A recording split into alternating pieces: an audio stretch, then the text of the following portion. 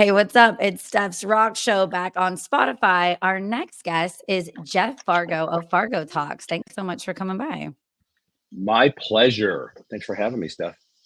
So I love that I was scrolling and I came across a reel from your podcast and I was like, I'm vibing with everything this guy is saying. I want to have him by the podcast. And I normally do musicians, but I love everybody. I mean, I'm having a guy that dresses up as corn on this week. So I'm just kind of going across the map. Wait. Is like the vegetable corn or the band corn? I like that you asked to clarify. The vegetable corn. He's a horny corn, and he dresses up in a full corn suit, and he comes on to people, and I love it. Okay. Yeah, Okay. the Okay. internet. So okay, how did you get started in your podcast and podcasting in general? I was in real estate. I'm based out of Las Vegas and worked for a title escrow company in Las Vegas, and been in social media forever. And my mom was actually was living in Tampa and was getting sick, so I had to take a lot of time off to come see her. And I'm like, how can I still get my message out to a lot of people since I can't physically stop by and meet my clients? I'm like, I'm gonna start a podcast. Fuck it, and Yeah. did. It started being just real estate based, but then morphed into what it is now. I've talked to adult entertainers, hyper successful entrepreneurs, people the back end of Vegas. Yeah. One guy that oversees. It's called the cottages, and that's where a lot of the ultra exclusive properties have this special area that where the whales go in, and Wow.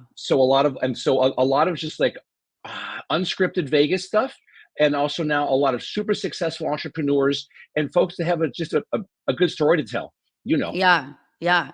I love Vegas. So I used to live in LA for a long time. And so we drove out to Vegas. It was like 3 hours and 40 minutes all the time. And Vegas messes me up though, man. I could probably do it now that I'm older and more responsible, but I would always lose my credit card and my phone, maybe my dignity, like everything in Vegas. yeah, It's just a fun yeah. mindset. I don't think I could live there. Do you get used to it? You like calm down. I've been there. Yeah, I've been there 13 years, and you really become desensitized to like. I don't really gamble that much anymore, but so like to meet somebody. First of all, if you live in Vegas, you never fucking meet them on the strip. Like you get as far away from the strip as possible. Like Yeah. Fremont Street, I just know I'm out. But you become desensitized to it. That having been there now, like I said, 13 years, it's like it just is what it is. Vegas has a short shelf life for some people. Everyone thinks that if you live in Vegas, you live on the strip. I don't live on the strip. I live in a nice little community 15 minutes from the strip in Henderson, Nevada, and love it. My kids go to school, they're great. And so there's a different approach that people have. When you come to Vegas, it's like you're there for, it's like a bachelor party convention. You're there to max out your credit cards, cheat on your spouse, do whatever you want to do. Yeah. Some of the best people watching ever. I tell people is Yeah. if you're flying out of Harry Reid Airport in Vegas, go about an hour or so earlier than you're supposed to be there. Watch the Hmm. people's body language as they're coming off the plane. Yeah. They're already wasted from their flight, and they're running to the nearest slot machine like, in the terminal. Compare that with the people that are waiting to leave that have maxed out their credit card, cheated on Exhausted. their spouse, Yeah. contracted an STD, Hopefully, I just never got one, thank like God, but everything. Well, that's a rite of passage, my dear. yeah. At least crabs. Like it's like, come on, you put some Quell on there and it's gone. But Yeah, no yeah. problem.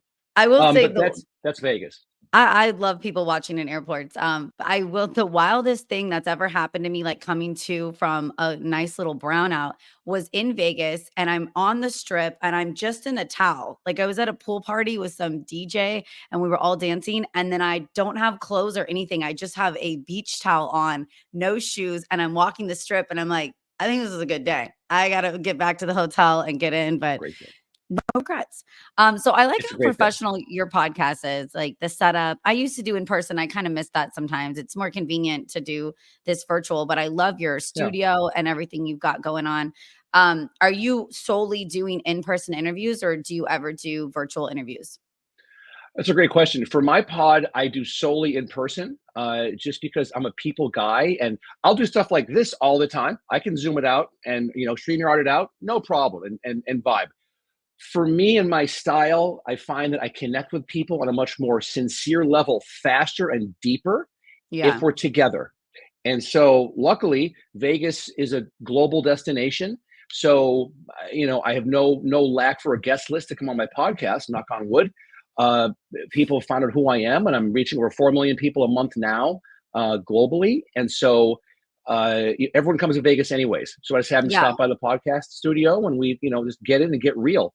No script, no, pre-prepared stuff, nothing. We just kind of go at it. And it's like you're sitting down with somebody having drinks, except there's Yeah. cameras on. I know, that's how I feel about talking to people. It's like I love people, and I'll walk up to strangers, and I bartend, and so I talk to people all day. Um, so I'm into real estate, but you know what? It interests people because they come to me thinking I'm a realtor. I've never been a realtor. I don't have my real estate license. I flip houses. So I'm just kind of in the background, and I feel for you realtors because I see what you guys go through. You guys, not saying this has happened to you personally, but it's a lot of stress and work and grind, and you're not getting paid. Yeah. You're hoping you do, right? It's not a this is gonna happen. When I'm flipping, it's like I yell at people, I want a couple things changed, maybe some baseboards, and I know I'm gonna make a profit. Um, what is real estate like now? I haven't done a flip for a year. I'm a little scared. California is a little bit rocky and high interest rates right Yeah. now, so I don't have a current flip. What's it like in Nevada or Tampa? And do you think the market's gonna crash at all, or what do you think is gonna happen? I think it's going to crash. I just don't see that happening. I think the Fed's going to, lower rates in September. That's basically a lock. It's already priced into the market. I think that I personally have stock in a bunch of, national new build companies, and they're all, strong buy right now. So I think we're fine. The problem with real estate is 85% of the realtors that are out there suck. They fucking suck. And they Yeah, want to do the least amount of work to get paid and get out.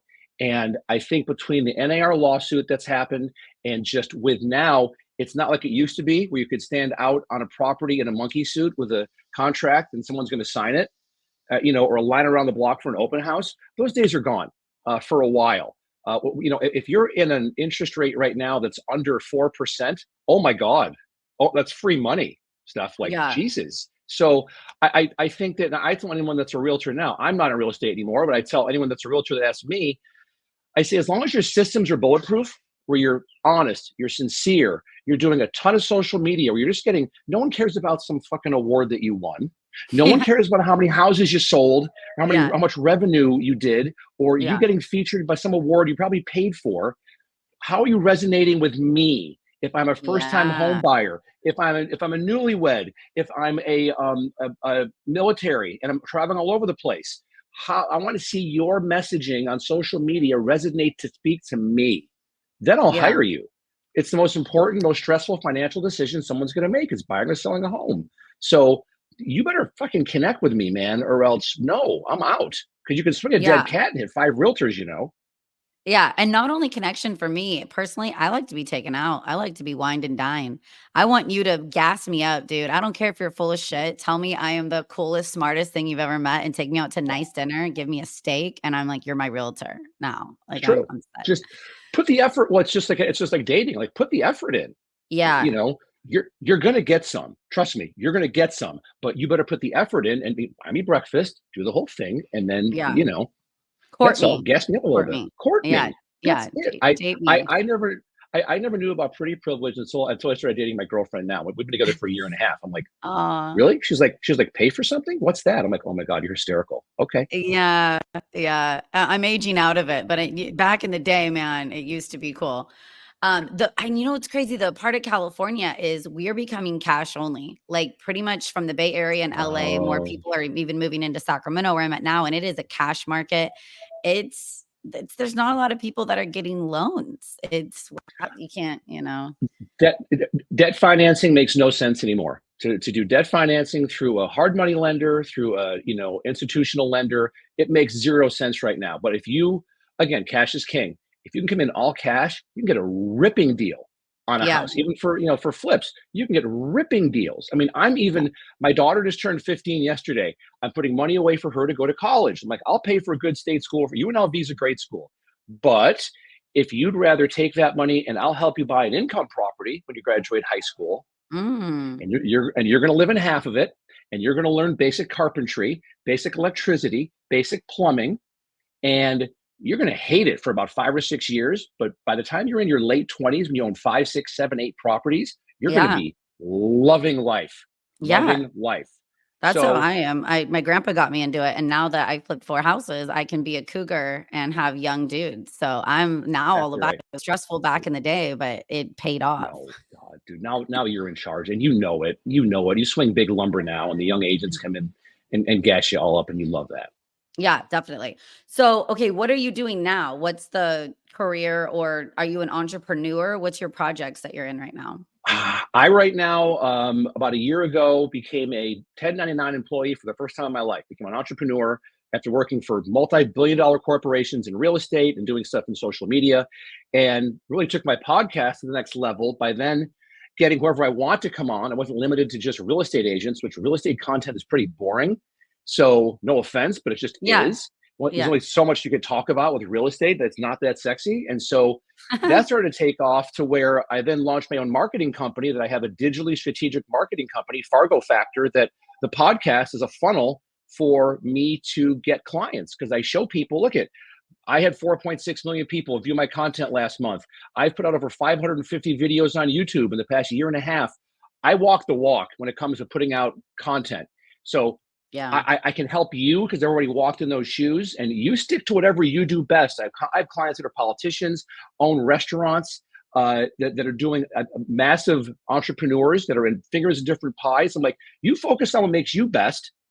I'll take care of getting your brand to the right audience as often as possible, over I and like over how and over and over again. professional, like you said, you're set up and you're even like, "Can you send me an iCal?" And I'm like, "What is that?" I'm just sliding in the DMs of the musicians, and the musicians and Yeah, bands are like, "Yeah, Instagram it to me." So you've taught me how to, use the iCal. And like I told you, you're good. like giving me good advice, that's solid advice. And I was like, "Jeff, I love you. I'm just trying to get laid and get concert tickets." That's why I started the podcast, and it's paying off right now. And it's working. Bless your But, heart. Bless your it heart. would be cool to take it to the next level one day, and get a whole studio and stuff like that. I'm not It just opposed takes to. time, honey bunny. Yeah. It's just you just keep doing it where you find your voice, where then you're just like you're in the pocket with people when you're talking to them, and then it's like you start monetizing. We're like now I'm starting to monetize on YouTube. I'm monetizing on TikTok, monetizing on Meta, which helps. It's not a lot, but it helps.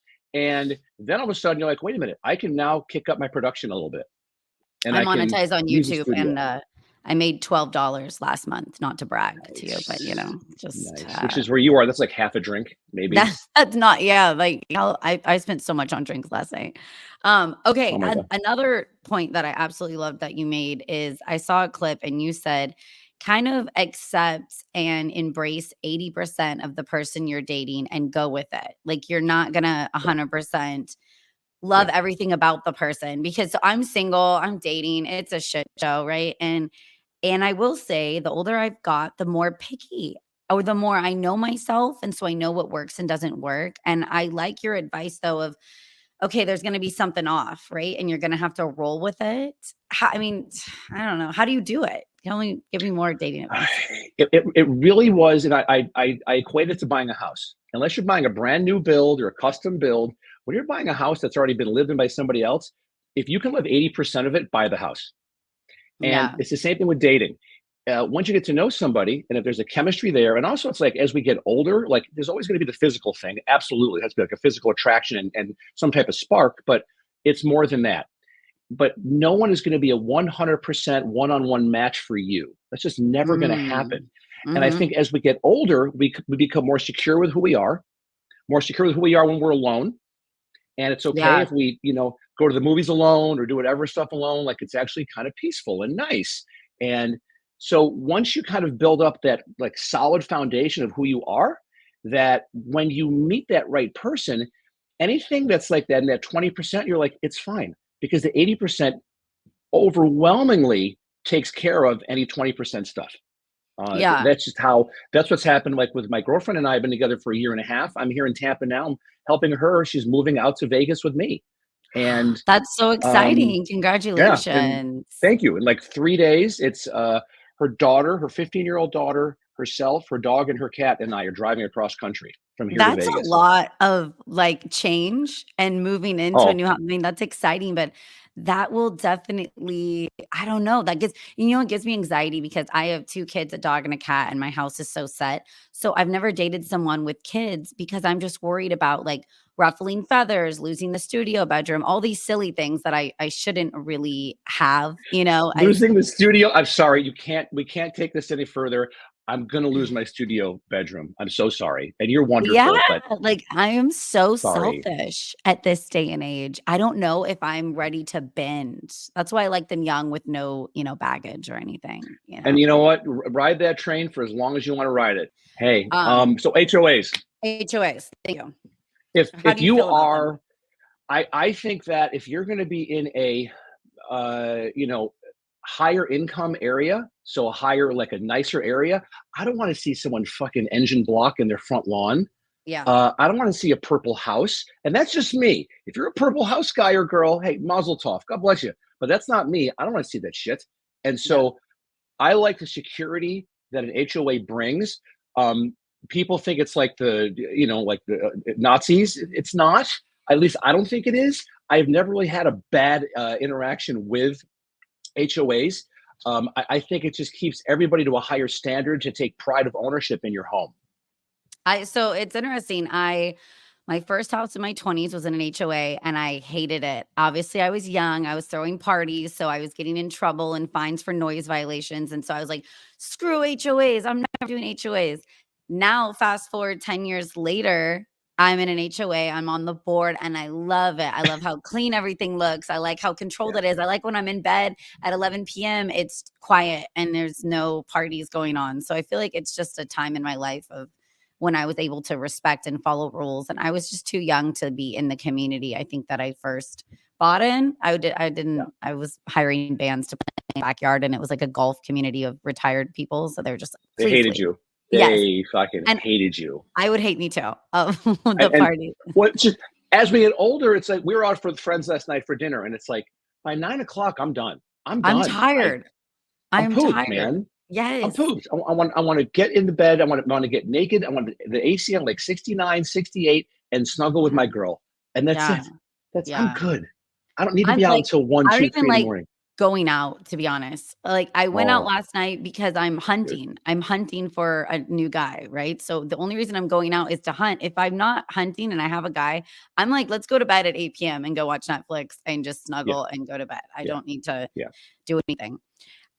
Okay, so how do you feel like Nevada, politically wise, is kind of a swing state right now? Like, do you yeah. think I don't know. Do you think Nevada is gonna swing red for this election year, or how do you feel? I do. I think that again, in full disclosure, I'm a registered independent. I'm Okay. pro economy. Like as long as don't tax me a lot, let me succeed at what I'm doing as an entrepreneur. Don't limit me, and then the Mhm. more money I make, I'm going to put more back into the economy. That's just how Yeah, I feel. Paint yeah, me whatever color you want, but that's how I feel. And don't tell my daughter what she can do with her body. I'm yeah. not into Ooh, that. oof. I do not That's like that. a I'm a mama bear. um, yeah. I'm Let me just like be in let charge of her. my kids. That's like a huge, Yeah, thing for let me. me parent my kids and let my daughter whatever she wants to do with her body. Okay, like it's her body. Let her do it. I think that in the like we are our governor in Nevada, Lombardo is a big Republican, but I know like the Assembly and the Senate are Democrats, and so but now ever since the fiasco with Biden, which is just I mean it's an embarrassment, absolute It's embarrassment, insane. and I was it's so shocked, we like, could I talk know about he's that bad, like yeah, but I didn't think they were gonna pull him out, to be dude. honest. I thought they're at least gonna just leave him in and prop him up. Dude, it's and now like so for that to happen and have Harris as a nominee, who I'm like, what? Like Yeah, again, I'm looking at it from like a job interview. I was interviewing her for the most stressful, biggest job in the world to run the United States of America. What? Show me your resume. Like you don't impress me with your LinkedIn profile with what I'm yeah. seeing She's here from Montel you. Williams' side chick, like, from the Yeah, '90s, and yeah, that's yeah. how I I saw saw her that. on the scene, so I And don't I'm know, like, oh my God. And so I see all that. And to answer your question, I think, and also since the Trump assassination attempt happened, has solidified. There is so many people that I think were in the middle and saw how everyone's fight or flight. And when he got shot and when he got down, the first thing he does is gets up and says, fight. That Like was so I had, cool. That was dude, badass. That was goosebumps, yeah, goosebumps. And I'm going, yeah. oh my God. And so that's the guy, right or wrong. That was cool. Is he the perfect choice? No, but he's the perfect person for right now compared to Kamala Harris. He's So strong. that's He's why, strong. yeah. Like, and I'm not waving a MAGA. I'm not wearing a red MAGA hat. I'm not, but I'm pro economy. I want someone that can articulately, convey what they're thinking here instead of fumbling his words and everything like Biden was doing. And so that's why I know that we've always been a battleground state in Nevada. But Yeah. now, given the current political climate, now we're red. It's red. Yeah. Did you see Hulk Hogan rip open his shirt at Yes. the RNC Yes. and be like, he's Oh no my longer God. gonna be secretive about it? I just thought that was and what you were saying, that's what Hysterical. reminded me. There was a lot of people 3 Days Grace, the band, is Mhm. getting a lot of hate because they too have reposted Trump on a lot of their personal pages and said, "Hey, we no longer can be quiet," even though the record label asked them to be quiet. They're like, "We are huge fans." And it's caused a lot. It's so crazy to me how people get so mad and Dude, polarized about these dude. things to be real. Like, it really doesn't piss me off like that. I just don't care about shit that much. It shows, like, being a social media guy, like I post almost every day on 10 different platforms, to see the absolute uneducated positioning that people are coming from when they make a comment.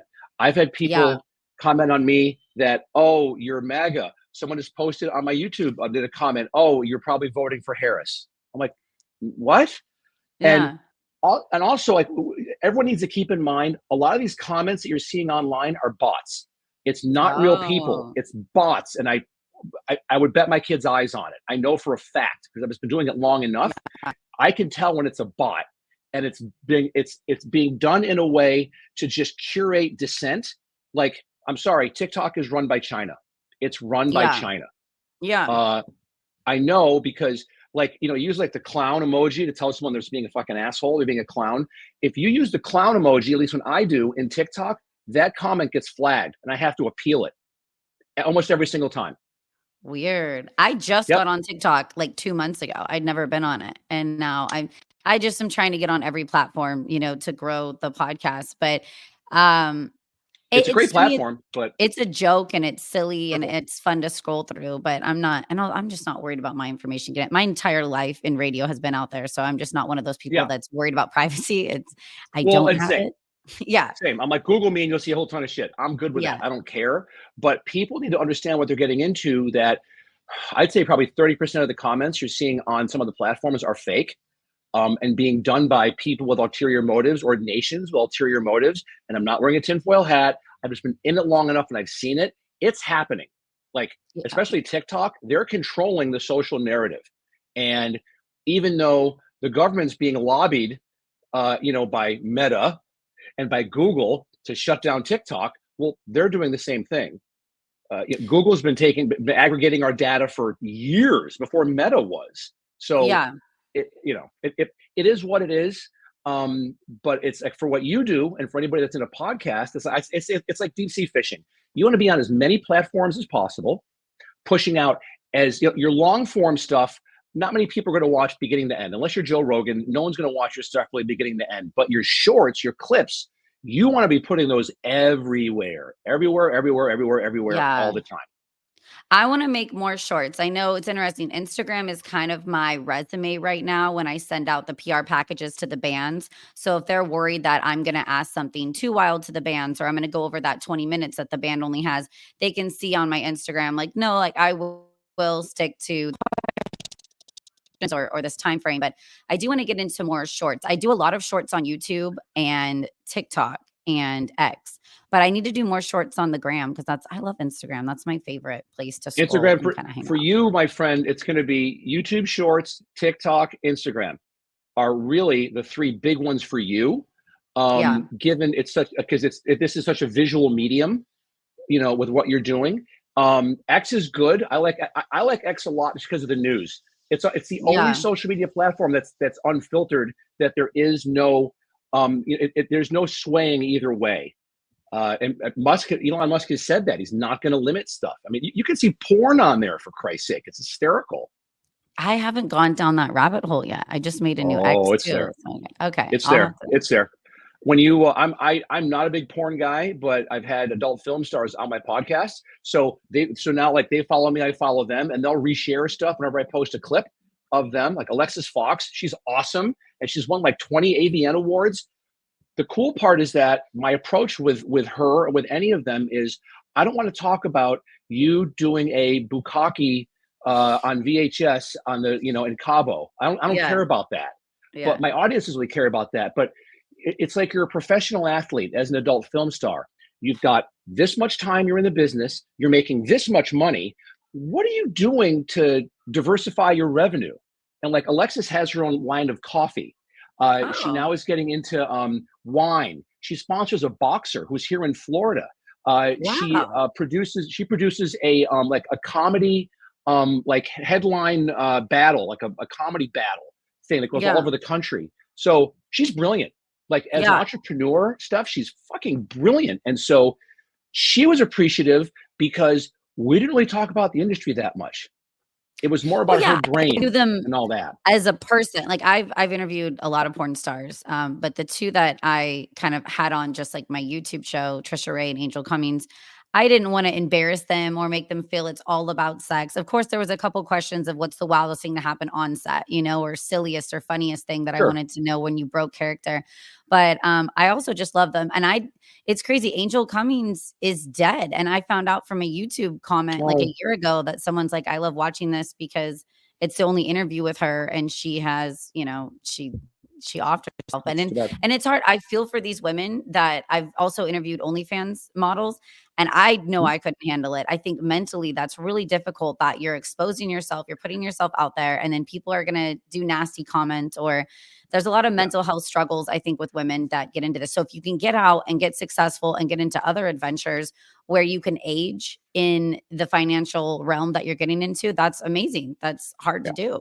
I don't know. It's something that to give like for you and like what I like I won't say no to an adult film star because they have a massive audience. Oh, yeah. They're comfortable on camera. I'm not asking them to take their clothes off, and really, we're not talking about the industry that much. I want to talk more about what's up here, not what's going on down here. And Yeah, so it's evergreen content for people like us that are podcasters. It's great. definitely. And, you've gotta be a high risk person to be able to do that. And I love risky behavior people because I feel like I'm gonna get the wildest stories or the best, Oh God.